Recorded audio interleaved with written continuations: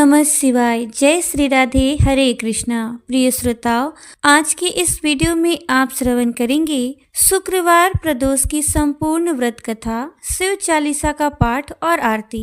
कथा के अनुसार प्राचीन समय में एक नगर में 3 मित्र रहा करते थे। तीनों में ही आपस में घनिष्ठता थी। इन तीनों में से एक राजा का बेटा, दूसरा ब्राह्मण का और तीसरा बेटा एक सेठ का था। राजकुमार और ब्राह्मण के पुत्र का तो विवाह हो चुका था, लेकिन सेठ के पुत्र के विवाह के बाद गौना नहीं हुआ था। एक दिन तीनों मित्र आपस में नारियों पर चर्चा कर रहे थे। तभी ब्राह्मण पुत्र ने नारियों की प्रशंसा करते हुए कहा कि नारी के बिना घर भूतों का डेरा होता है।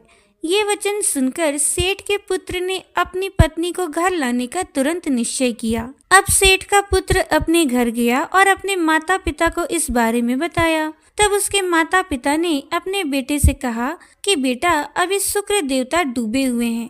इन दिनों में बहू बेटियों को उनके घर से विदा कराकर लाना अशुभ माना जाता है, इसलिए शुक्रोदय के बाद ही तुम अपनी पत्नी को विदा कराकर ले आना। लेकिन सेठ का पुत्र अपनी जिद पर अड़ा रहा और अपनी पत्नी को लेने के लिए ससुराल जा पहुंचा। सास ससुर ने भी उसको समझाने का बहुत प्रयास किया, लेकिन वो नहीं माना और अंत में विवश होकर उन्हें अपनी कन्या को विदा करना ही पड़ा। ससुराल से विदा होकर सेठ का पुत्र अपनी पत्नी के साथ नगर से बाहर निकला ही था कि उनकी बैलगाड़ी का पहिया टूट गया और एक बैल की टांग भी टूट गई। पत्नी को भी बहुत चोट आई, लेकिन सेठ के पुत्र ने आगे चलने का प्रयास जारी रखा। अभी वो कुछ दूर ही आगे बढ़े थे कि तभी कुछ डाकुओं ने उन्हें घेर लिया और वे उनका सारा धन लूट कर ले गए। अब किसी तरह सेठ का पुत्र अपनी पत्नी के साथ जैसे तैसे रोता हुआ घर पहुंचा। तभी सांप ने उसे डस लिया। उसके पिता ने वैद्यों को बुलवाया। तब उन्होंने कहा कि आपका पुत्र 3 दिन में प्राण त्याग देगा। उसी समय इस घटना का पता ब्राह्मण पुत्र को भी लगा। तब उसने सेठ के घर आकर कहा कि आप अपनी बहू को अपने पुत्र सहित उसके मायके भेज दो। ये सारी बाधाएं इसी कारण से आई हैं, क्योंकि आपका पुत्र शुक्रास्त में पत्नी को विदा कराकर ले आया है। यदि ये अपने ससुराल पहुंच जाएगा तो बच जाएगा। सेठ को ब्राह्मण पुत्र की बात समझ में आ गई। उसने अपने पुत्र और पुत्रवधू को वापस लौटा दिया। वहां पहुंचते ही सेठ के पुत्र की हालत ठीक होनी शुरू हो गई और फिर उसने शेष जीवन अपनी पत्नी के साथ सुखपूर्वक बिताया। इसलिए पति की लंबी उम्र, सुखी दाम्पत्य जीवन के लिए और सभी मनोकामनाओं की पूर्ति के लिए शुक्र प्रदोष व्रत के दिन ये कथा अवश्य पढ़नी चाहिए या फिर इसका श्रवण करना चाहिए। एक समय की बात है, भगवान नारायण वैकुंठ लोक में विश्राम कर रहे थे। उन्हें निंद्रा आ गई थी। तभी अपने स्वप्न में उन्होंने भगवान शंकर को देखा, जो लाखों चंद्रमाओं की तरह चमक रहे थे। त्रिशूल और डमरू धारण किए हुए सोने के आभूषणों से भगवान शंकर सुसज्जित थे और इंद्र द्वारा पूजित थे। शिव जी उनके सामने आनंदित होकर नृत्य कर रहे थे। ये देखकर भगवान विष्णु आनंदित हो उठे और वे अपनी सैया पर बैठकर विचार मग्न हो गए। जब देवी लक्ष्मी ने देखा तो पूछा, प्रभु आप अचानक जाग क्यों गए? भगवान विष्णु कुछ समय तक मौन रहे, आनंद में डूबे रहे और आखिरकार उन्होंने कहा, हे देवी, आज मैंने अपने स्वप्न में देवाधिदेव महादेव को देखा। उनका रूप अनुपम आनंद और सौंदर्य से भरा हुआ था। ऐसा लगता है कि भगवान शंकर ने मुझे याद किया है। क्या सौभाग्य है। चलो देवी, कैलाश चलते हैं और महादेव को देखें। तब भगवान विष्णु देवी लक्ष्मी जी को साथ लेकर कैलाश की ओर चल पड़े। वे आधे रास्ते ही पहुंचे थे कि उन्होंने देवी पार्वती के साथ भगवान शंकर को आते देखा, क्योंकि भगवान शिव ने जो कैलाश पर्वत पर विराजमान थे, उन्होंने भी ऐसा ही स्वप्न देखा था। उनका आनंद अपार था। उन्होंने एक दूसरे को देखते ही गले लगा लिया। खुशी के आंसू दोनों के नेत्रों से बह रहे थे। वे कुछ क्षणों के लिए मौन रहे, एक दूसरे को गले लगाए हुए। अपने सपनों को साझा करने के बाद वे दोनों एक दूसरे के धाम जाने पर जोर देने लगे। तब नारायण ने कहा, चलिए प्रभु, बैकुंठ चलते हैं। तब महादेव कहने लगे कि चलो कैलाश चलते हैं। उनका प्रेम इतना गहरा था कि ये निर्णय करना ही कठिन हो गया था कि कौन कहाँ जाए। तभी देवर्षि नारद आए और प्रभु से पूछा कि प्रभु क्या बात है।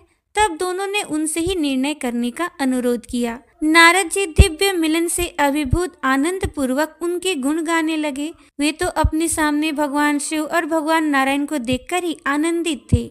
इसलिए वे कोई निर्णय ही नहीं कर पाए। निर्णय न कर पाने के कारण ये तय हुआ कि अब देवी उमा स्वयं निर्णय करे। तब देवी पार्वती ने भी एक क्षण के मौन के बाद कहा, हे देवो, आपका शुद्ध और अद्वितीय प्रेम दिखाता है कि आपके धाम एक जैसे हैं। कैलाश वैकुंठ है और वैकुंठ कैलाश है, केवल नाम ही अलग है। ऐसा लगता है कि आपकी तो आत्माएं भी एक हैं, केवल शरीर ही अलग है। मैं भी मानती हूँ कि आपकी पत्नियां एक हैं। मैं लक्ष्मी में हूँ और लक्ष्मी मुझ में है। मुझे ऐसा लगता है कि जो कोई भी आप में से एक का तिरस्कार करता है वो वास्तव में दूसरे का तिरस्कार करता है, और जो कोई भी आप में से एक की ही पूजा करता है वो दूसरे की भी पूजा कर लेता है। जो लोग आप दोनों में अंतर देखते हैं वे बहुत कष्ट पाते हैं। मुझे तो लगता है कि आप दोनों स्वयं मुझे परख रहे हैं, मुझे ही भ्रमित कर रहे हैं। इसलिए हे देवताओं, मैं तो आप दोनों से अनुरोध करती हूँ कि अब आप अपने अपने धाम लौट जाइए। भगवान नारायण को सोचना चाहिए कि वो शिव के रूप में वैकुंठ जा रहे हैं, और भगवान शंकर को भी यही विचार करना चाहिए कि वो भगवान विष्णु के रूप में कैलाश जा रहे हैं। देवी पार्वती के इस निर्णय से दोनों देवता अत्यंत प्रसन्न हुए और उन्होंने देवी पार्वती की प्रशंसा की। उनका धन्यवाद करने के बाद वे दोनों अपने अपने धाम में अपनी पत्नी सहित चले गए। वैकुंठ लोक पहुंचने पर देवी लक्ष्मी ने उनसे पूछा, भगवान, अब आप बताइए आपके लिए सबसे प्रिय कौन है? तभी भगवान विष्णु ने उत्तर दिया, मेरे प्रिय, मेरे आराध्य तो भगवान शंकर हैं। वे मुझे अपने शरीर के समान प्रिय हैं। एक बार भगवान शंकर जी और मैं पृथ्वी पर घूमने निकले थे। मैं किसी ऐसे व्यक्ति की खोज में था जो मेरी तरह अपने प्रिय की खोज करता हो। तब मैंने भगवान शंकर से भेंट की और एक दूसरे की ओर ऐसे खींच गए जैसे हम पहले मिल चुके हो। मैं जनार्दन हूँ और मैं महादेव भी हूँ, और वो महादेव हैं और जनार्दन भी हैं। हम में कोई अंतर नहीं है। शिव जी के भक्त मुझे प्रिय हैं, लेकिन जो लोग शिव जी की पूजा नहीं करते वे मुझे कभी प्रिय नहीं हो सकते। तब देवी लक्ष्मी भगवान विष्णु की इस बात से सहमत हो गई और वे आनंद मग्न होकर प्रभु के गुणगान गाने लगी। अब सुनिए शिव चालीसा का पाठ और आरती। अब सुनिए शिव चालीसा और आरती। जय गिरिजापति दीन दयाला, सदा करत संतन प्रतिपाला। भाल चंद्रमा सोहत नीके, कानन कुंडल नाग फनीके। अंग गौर सिर गंग बहाए, मुंड माल तन छार लगाए। वस्त्र खाल बाघंबर सोहे, छवि को देखी नाग मन मोहे। मैं ना मातु की हवे दुलारी, बाम अंग सोहत छवि न्यारी। कर त्रिशूल सोहत छवि भारी, करत सदा शत्रुन क्षयकारी। नंदी गणेश सोहे तह कैसे, सागर मध्य कमल हैं जैसे। कार्तिक श्याम और गणराऊ, या छवि को कहीं जात न काऊ। देवन जब ही जाय पुकारा, तब ही दुख प्रभु आप निवारा। किया उपद्रव तारक भारी, देवन सब मिली तुम ही जुहारी। तुरत सडानन आप पठायऊ, लव निमेष महामारी गिरायऊ। आप जलंधर असुर संहारा, सुयस तुम्हार विदित संसारा। त्रिपुरासुर सन युद्ध मचाई, सबहि कृपा कर लीन बचाई। किया तपहि भागीरथ भारी, पूरब प्रतिज्ञा तासु पुरारी। दानिन महतुम सम को नाही, सेवत स्तुति करत सदाहि। वेद नाम महिमा तब गाई, अकथ अनादि भेद नहीं पाई। प्रकटी उदति मंथन में ज्वाला, जरत सुरासुर भय बिहाला। कीन्ही दया तह करी सहाई, नीलकंठ तब नाम कहाई। पूजन रामचंद्र जब कीना, जीत के लंक विभीषण दीना। सहस कमल में सो रहे धारी, कीन परीक्षा तब ही पुरारी। एक कमल प्रभु राखे हूँ जोई, कमल नयन पूजन चह सोई। कठिन भक्ति देखी प्रभु शंकर, भय प्रसन्न दीहे इच्छित वर। जय जय जय अनंत अविनाशी, करत कृपा सबके घटवासी। दुष्ट सकल नित मोहि सतावे, भ्रमत रहो मोहि चैन न आवे। त्राहि त्राहि मैं नाथ पुकारो, एहि अवसर मुहियान उबारो। ले त्रिशूल शत्रुन को मारो, संकट से मुहियान उबारो। मात पिता भ्राता सब होई, संकट में पूछत नहीं कोई। स्वामी ये कह आस तुम्हारी, आए हरहु मम संकट भारी। धन निर्धन को देत सदाही, जो कोई जांचे सो फल पाही। स्तुति के ही विधि करे तुम्हारी, क्षमहु नाथ अब चूक हमारी। शंकर हो संकट के नाशन, मंगल कारण विघ्न विनाशन। योगी यति मुनि ध्यान लगावे, सारद नारद शीस नवावे। नमो नमो जय नमः शिवाय, सुर ब्रह्मादिक पार न पाए। जो यह पाठ करे मन लाई, ता पर होत है शंभु सहाय। ऋणिया जो कोई हो अधिकारी, पाठ करे सो पावन हारी। पुत्रहीन कर इच्छा जोई, निश्चय शिव प्रसाद तेहि होई। पंडित त्रयोदशी को लावे, ध्यान पूर्वक होम करावे। त्रयोदशी व्रत करे हमेशा, ताके तन नहीं रहे कलेसा। धूप दीप नैवेद्य चढ़ावे, शंकर सम्मुख पाठ सुनावे।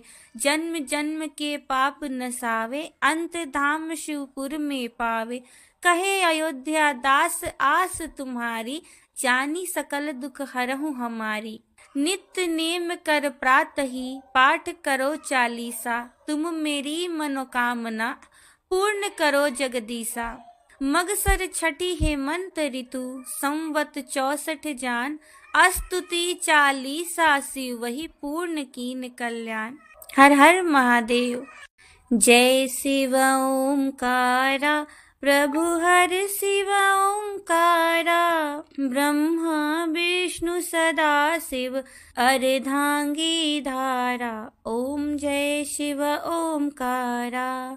एकानन चतुरानन पंचानन राजे। हंसानन गरुड़ासन, वृषवाहन साजे। ओम जय शिव ओंकारा। दो भुज चार चतुर्भुज, 10 भुज अति सोहे। तीनों रूप निरखता, त्रिभुवन जन मोहे। ओम जय शिव ओंकारा। अक्षमाला वनमाला, मुंडमाला धारी।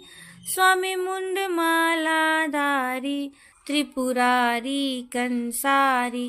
कंचन बिन मन चंगा, करमाला धारी। ओम जय शिव ओंकारा।